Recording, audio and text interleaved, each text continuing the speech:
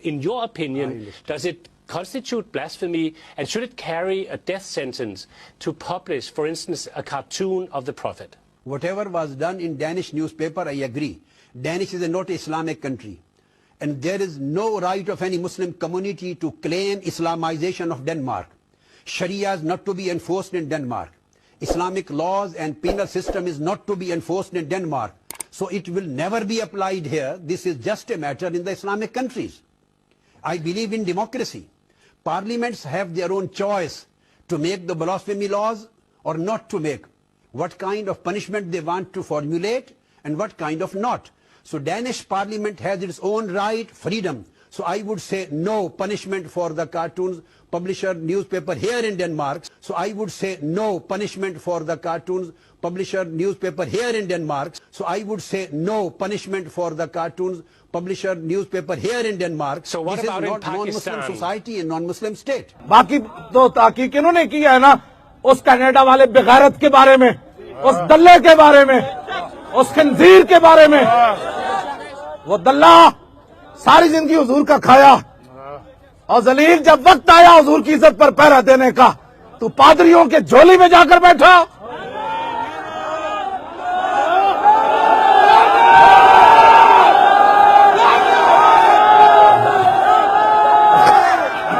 بہت سے لوگ کہتے ہیں کہ علامہ خادم حسین رضوی صاحب گالی دیتے ہیں، مگر کیا آپ نے ان حضرات کی گالیوں کے بارے میں کچھ سنا ہے؟ وہ جو لوگ لینے گئے تھے نواز شریف کو وہ انسان نہیں، وہ گدھے تھے، گدھے تھے.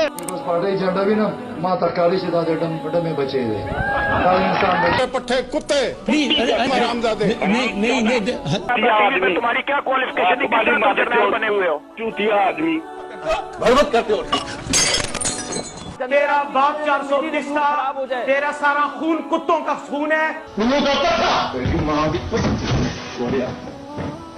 بات صرف گالیوں تک ہی محدود نہیں، بلکہ نوبت کبھی کبھی ہاتھا پائی تک بھی پہنچ جاتی ہے. ہمارے دین میں اعمال کی بنیاد نیت پر رکھی گئی ہے، تو یہ دیکھنا بہت ضروری ہے کہ گالی دینے والا گالی کیوں دے رہا ہے. یہ سیاستدان ایک دوسرے کو گالی اس لیے دے رہے ہیں کیونکہ سامنے والے نے ان کے لیڈر کو، ان کی ذات کو نشانہ بنایا ہے. اس لیے ہاتھ اٹھا رہے ہیں کیونکہ بات ان کی ذات پر آ گئی. مگر جانتے ہیں خادم حسین رضوی کی جو کلپ ہر جگہ گردش کر رہی ہے وہ کب کی ہے؟ یہ کلپ غازی ممتاز قادری کی شہادت کے دوسرے دن کی ہے. اس دن ہر عاشق رسول کا دل غم سے بوجھل اور ذہن غصے سے بپرا ہوا تھا. امیر المجاہدین کا یہ غصہ اپنی ذات کے لیے ہرگز نہیں تھا، بلکہ اس بات پر تھا کہ اسلام کے نام پر حاصل کیے ہوئے ملک میں ناموس رسالت پر پہرا دینے والے غازی کو پھانسی پر چڑھا دیا گیا. جس شخص کو امیر المجاہدین نے دلال کہا وہ طاہر القادری ہے، جس نے مغرب کو خوش کرنے کے لیے ناموس رسالت پر اپنا موقف ہی تبدیل کر دیا اور اس قانون کی مخالفت کرنے لگا.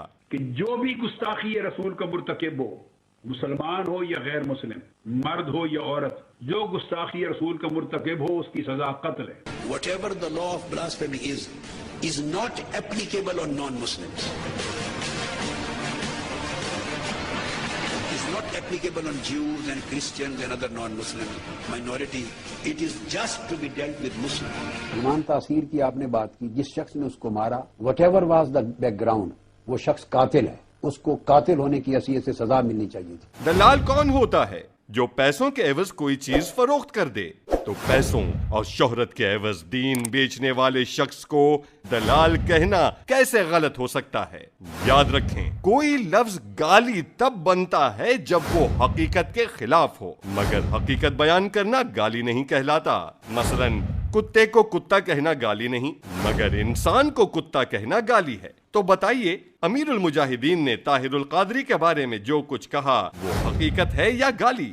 مسلم لیگ اور پیپلز پارٹی طاہر القادری کو اپنے سیاسی مفاد کے لیے برا بھلا کہیں تو جائز، مگر امیر المجاہدین دین کے دفاع میں اس پر تنقید کریں تو غلط. کیونکہ امیر المجاہدین نے جب بھی سخت زبان استعمال کی تو صرف اس کے خلاف جس نے دین سے غداری کی. میں آپ کو چیلنج کرتا ہوں کہ ایک بھی ایسی ویڈیو پیش نہیں کی جا سکتی جس میں امیر المجاہدین نے خود پر تنقید کرنے والوں کو برا بھلا کہا ہو. ان کا ہدف صرف دشمنان دین ہیں. ہم تو پھر بھی صرف سخت زبان پر اکتفا کیے بیٹھے ہیں. اب آئیے اصل مدے پر. سخت زبان تو سب نے استعمال کی. سوال یہ ہے کہ آپ کس کی سخت زبان کو نظر انداز کرنے کو تیار ہیں؟ ان کی جو سیاست کے لیے لڑتے ہیں یا ان کی جو دین کے لیے آواز بلند کرتے ہیں؟ فیصلہ آپ کا. ووٹ انہیں دیں جن کی لڑائی اپنی ذات سے شروع اور اپنی ذات پہ ختم، یا انہیں جن کی لڑائی دین کے دفاع سے شروع اور دین کے اقتدار پر ختم. Subscribe.